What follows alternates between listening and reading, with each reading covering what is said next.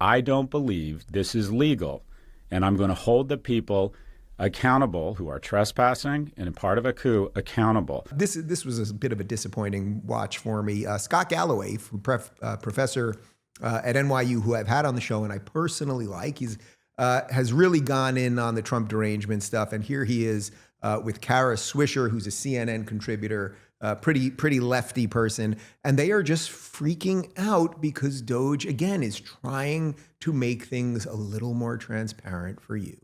I want to know who are these young, highly intelligent, highly motivated zealots following him into these buildings and shutting off payments to schools and Head Starts. I want to know their names. Well, they're trying to. The local officials are trying to make that official. The newly installed Trump are threatening people for naming their names, just so you know. But go ahead. Oh yeah, but they can unmask CIA officers who put their lives in harm's way to try and keep our Americans safe.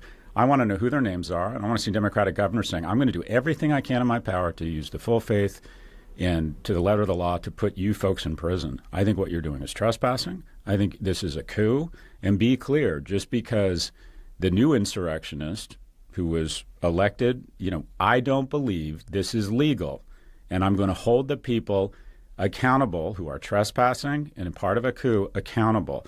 To just sit back and say this is horrible and this is unlawful, we need to go gangster here and say, look, we are not negotiating around this stuff.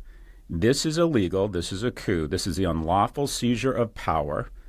We are not going to engage in these ridiculous arguments over, Gaza and Greenland.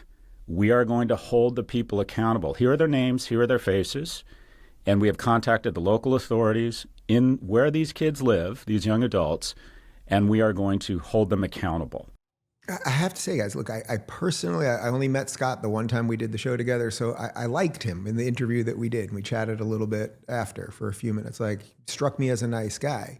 But it's really fascinating watching lefties get unmasked. What are you guys defending?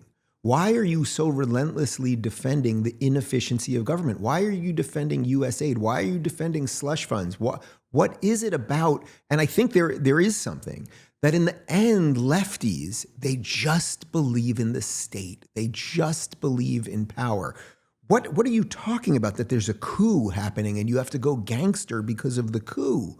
Again, this isn't Trump trying to stop Congress people from doing their job, going into Congress and doing the work of Congress people. We're looking at agencies and seeing if they are efficient. This is exactly what he ran on. What is illegal about any of that? Nothing. That's the thing. There is nothing. So this sort of, it's kind of, I was going to call it hysteria, but it's like a depressive. They're sort of depressed at the same time, which is why it's hard. I don't know that how does anyone listen to these lefty shows? There's this sort of depressive hysteria around all of this. But what it really is about is that they just don't like that their pet projects that have pushed all of the ideology that they're into, that it's starting to come up dry, like the swamp is being drained. And at the bottom of that is going to be nothing for them. And I think that's the problem. Elon saw that clip and he wrote this: Swisher and Galloway are threatening talented young software engineers who gave up high compensation for death threats in order to help the American people. Shame on Swisher and Galloway, cruel, mean, and deceitful human beings that they are. So look, again, guys, I'm trying to do this as I always try to do. I'm trying to do the show as honestly as possible. We just read you some of the criticisms of Big Balls and some of the things that this, was it Erez guy, Elez, some of the previous things that he said. So I can't speak to the veracity and qualifications of every single person that Elon has brought in.